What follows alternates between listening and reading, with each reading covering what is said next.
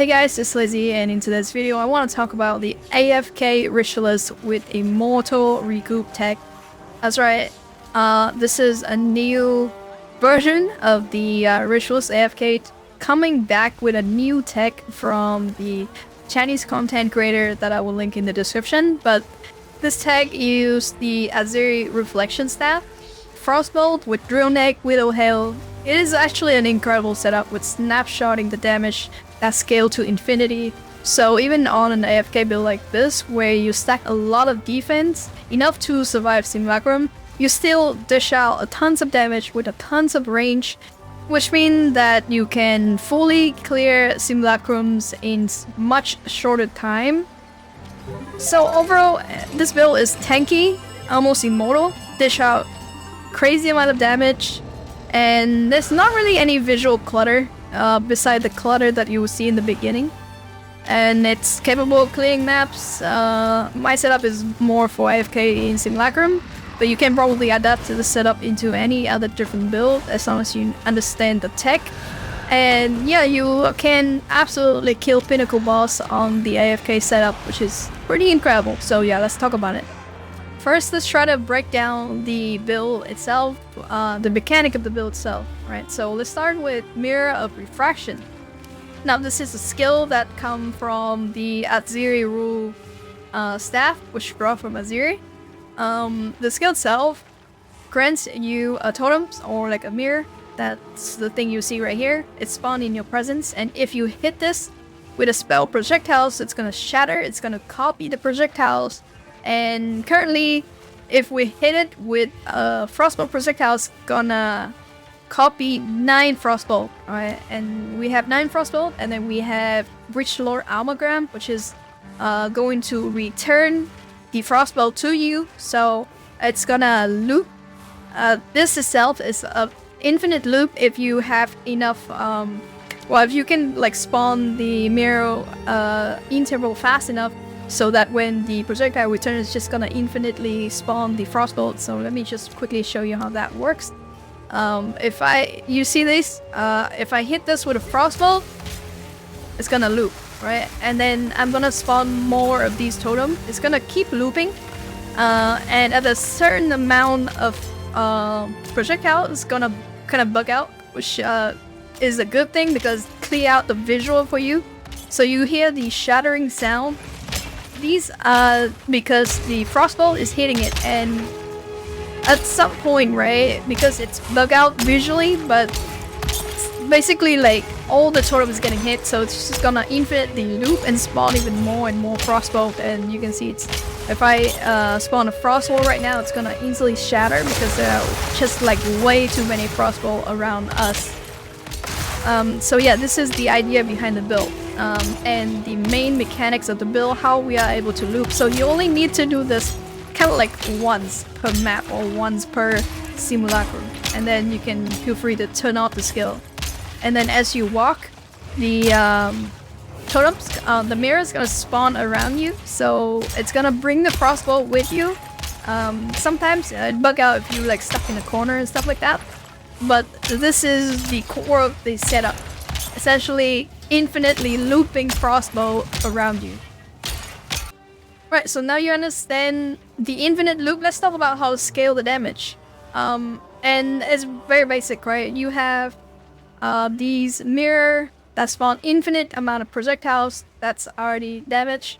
And then you scale the Frostbolt damage with Drill Neck, which have properties that say it has increased damage with hit for each time they appears, and then increase crit chance. And this amount means that in a very like juice map setup, or you know, when you're actively playing, you can cast Frostwall. It's gonna pierce so many times, and you're just gonna scale the damage of this one by a lot. Now, another scaling vector is going to be the projectile speed, which you can get it corrupted on your Drill Neck as well as a lot of places elsewhere on the tree as well. It means that with more projectile speed, the Frostbolt's gonna return to you faster and help you close the loop faster. Also, another scaling vector is the cooldown recovery, right? So, the more cooldown you have, right, the faster that the mirror appearance interval is gonna be. So we have 0.8 right here. And if you can get this to a lower number, it's gonna keep popping off even faster, and it's gonna get destroyed by Frostbolt instantly. And then it's gonna spawn more Frostbolt, which in turn get your loops going faster. So in our passive skill tree on, well, let's first of all, Frostbolt I cast on the weapon set 1, which is going to snapshot everything from the Wielder Hail with damage that's like Shuffle Shock and the Real Nick. So you cast this from weapon set 1, and then you swap to weapon set 2 to benefit from the Mirror of Refractions, and the Mirror of Refraction automatically spawns, so it's like an auto bomber.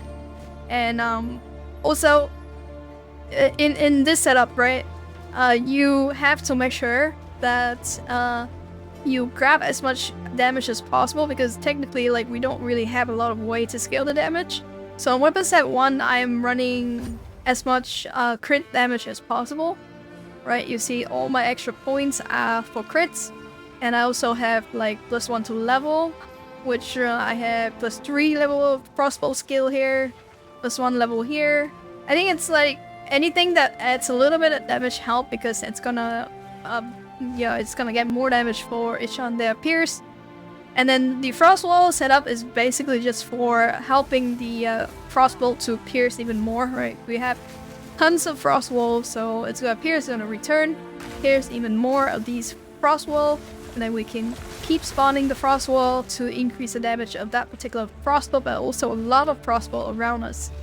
And we also run, so on weapons set 2, you also try to get as much cooldown recovery as you can, which means that in my setup, I try to path down here, get all the cooldown recovery nodes, and then I have a split personality to go up here and grab all the Recoup node as well, so I can actually stand AFK in Simulacrum.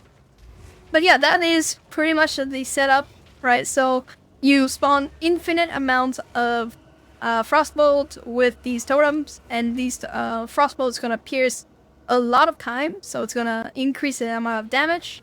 And then that's pretty much it. You loot it with Frostbolt, Mirror of Refraction, Rakiata for penetrations, and then Bridgelot Amalgam so that it returns to hit even more.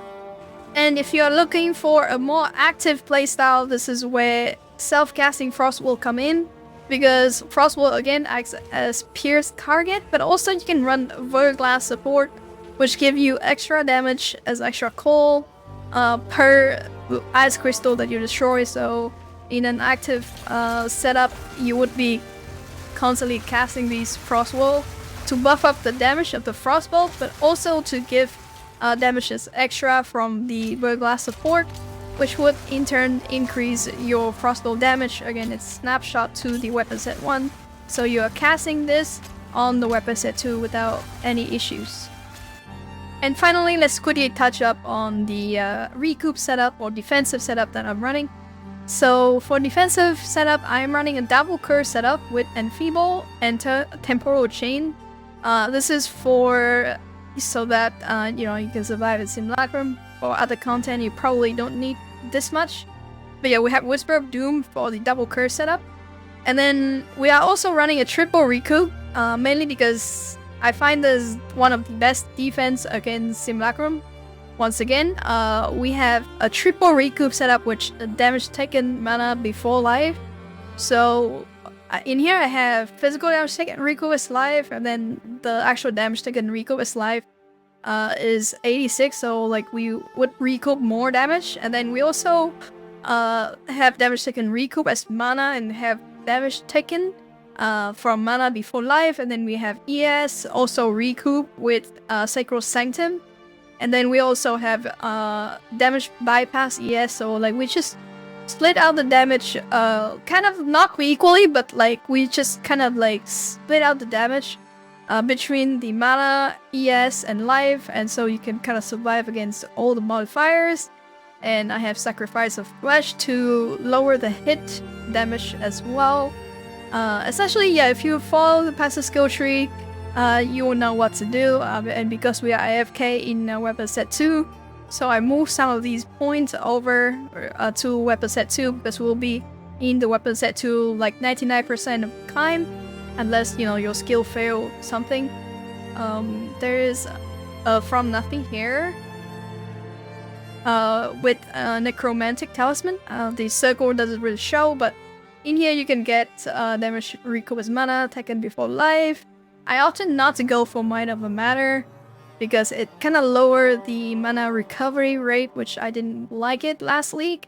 But if I have like some other useful points that I can take, I'm probably gonna do that. And I also have a From Nothing jewel that goes for Hail Heart. I think this is really good because it increased life recovery rate, which in turn improve your recoup speed as well. And this league we have a new cluster over here to give a speed of recoup. And then I anoint for Pliable Flesh. And yeah, basically that's like the triple recoup setup that you can run. And on your gear, you want to prioritize capping your resistance. Overcapping is best because then you don't have to worry about elemental weakness curse.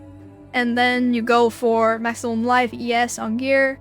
You want to have the increase effect of socketed open items with speed of recoup on boots, and then I don't go for move speed because I want to build AFK Simulacrum, and then I want to go for resistance on gear, life mana on ring with resistance, same thing over here.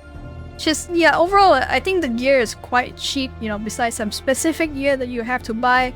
And you can get +3 spell damage over here, which I didn't get, but then again, right, we kind of have the damage already, so I just like buy a cheap one with maximum life mana ES, and then damage taken recoup as life and mana, which is pretty good.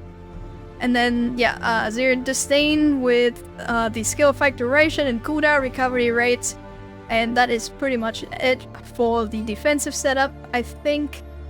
Overall, just try to get as much ES and life and mana as you can, because in the new version of the AFK Simulacrum, we also do a lot of damage and we chill enemy together with Enfeeble and Temporal Chain, and then you're probably gonna kill them before they get to surround you, so you won't be able to see like insane amount of recoup.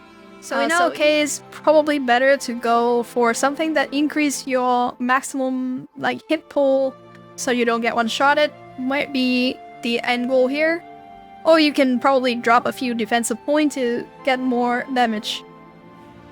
Okay, so here we are in the Tank Bazu Arena. I'm just gonna show you quickly how to start the infinite loop and play this build. You want to start on your weapon set 2, so you summon these mirror. And your Frostbolt should be on weapon set 1, where you have Widow Hail and Drill Neck. And then Frost Wall should be on weapon set 2, so you can quickly cast and swap back. The way you start the loop is being here and cast Frostbolt at one of these mirror, right? So I just do that. I swap back to weapon set 2, and now it's just gonna infinitely loop, and eventually I can just like fill the arena with Frostbolt, and it's gonna visual bug out. And that is pretty much that. And then now I just need to walk to the boss. Now I don't need to cast anything else, right? I just need to stand here AFK, be closer to the boss, and these totems is just gonna hit the boss with a lot of these Frostbolt projectile. Right, so you can move, right? As long as you move, and then these mirror is gonna spawn near the boss, you can do the damage to the boss, right? So we already faced him, and you can see how much damage we actually do. Actually quite crazy, the amount of damage you can do on the like a completely AFK setup, right? Well, you only need to play a little bit at the start. One of the reasons why I picked the Ritualist is I do believe it is one of the best Ascendancy when it comes to AFK in Simulacrum due to Wildwood persistent, so it just like increased life recovery rate by a lot, so it's just recoup life.